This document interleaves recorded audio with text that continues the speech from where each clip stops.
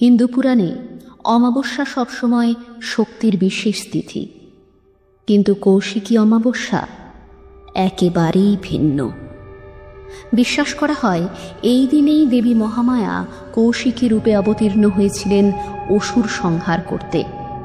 তাই এই রাতকে বলা হয় শক্তির সর্বোচ্চ জাগরণের রাত।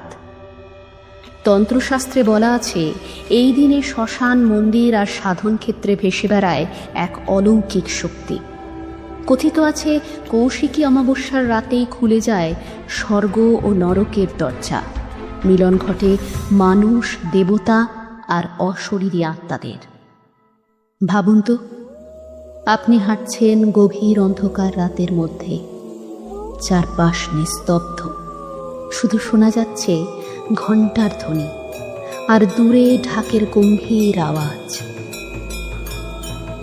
এগোতে এগোতে হঠাৎ চোখে পড়ল আগুনের শিখা লাফিয়ে উঠছে, বাতাসে ভাসছে ধূপ চন্দনের গন্ধ।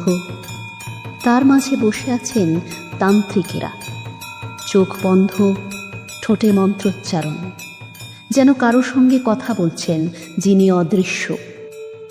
ভক্তদের মতে কৌশিকী অমাবস্যার এই রাতেই মা তারার শক্তি নেমে আসেন পৃথিবীতে, আর সেই শক্তির টানেই